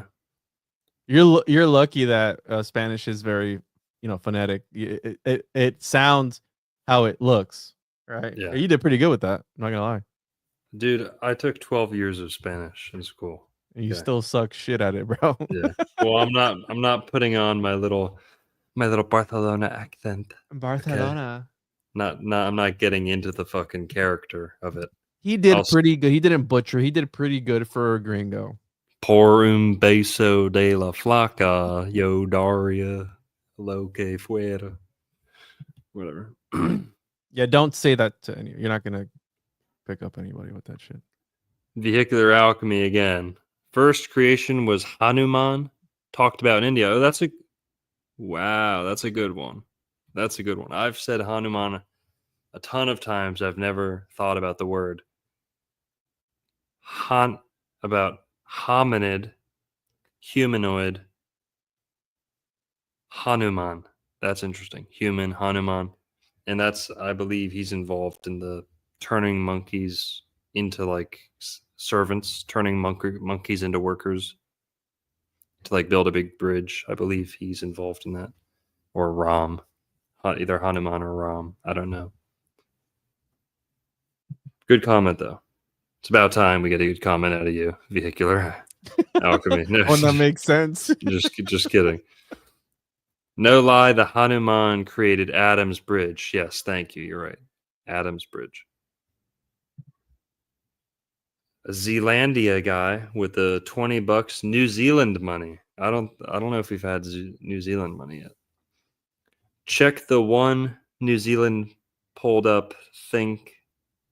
God, Check the one New Zealand pulled up. Think it was Chinese fishermen, but Chia guys. Mean vid today. Happy Easter. Mean vid today. Happy Easter. Nice. Cha guys. Chia. Okay. Chia. I get it now. I get it. Kirkwood became a member. Hey. $5. All right, that's it. Guys, proofread the comments. If we're That's gonna it. read them. Fucking take 2 seconds. Everyone, thanks for tuning in. Thanks for taking time out of your busy day. I know all you were probably working normal jobs. We appreciate you taking time out of your day. And see you either Sunday, Wednesday, or Thursday. I believe. Check out that Juan? fucking pelican, bro. Yeah. Anything you want to say, Juan? Nope. Pretty good, bro. Had fun. This was a interesting episode. I enjoyed it very much. learned a ton of new stuff, and looking forward to the next one. I guess we'll come up with another topic for the next one. I know we're running out of Florida movies, so we'll figure it out. We'll do Edward Scissorhands. Hey, Edward Scissorhands. Yes, that's that. We'll finally give the people what they want. Gonna have, I bet we're gonna have like 700 people in, if not more, if we talk about Edward Scissorhands. I'll stream it to my other channel too. Every white girl and their fucking dog loves Edward Scissorhands. Okay, Do they It's really? like, yeah, I think so. All right, let's do it. Let's do it. All right, everyone, have a good night. Later.